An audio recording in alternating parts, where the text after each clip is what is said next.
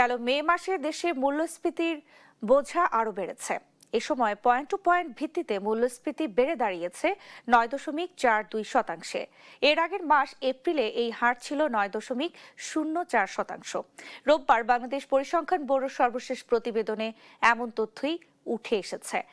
BBS এর তথ্য বলছে, মে মাসে খাদ্য ও খাদ্য বহির্ভূত উভয় খাতেই মূল্যস্ফীতি বেড়েছে।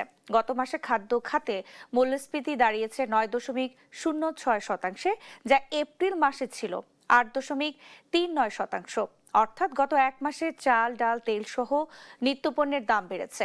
অন্যদিকে খাদ্য বহির্ভূত খাতেও মূল্যস্ফীতির চিত্র ঊর্ধ্বমুখী।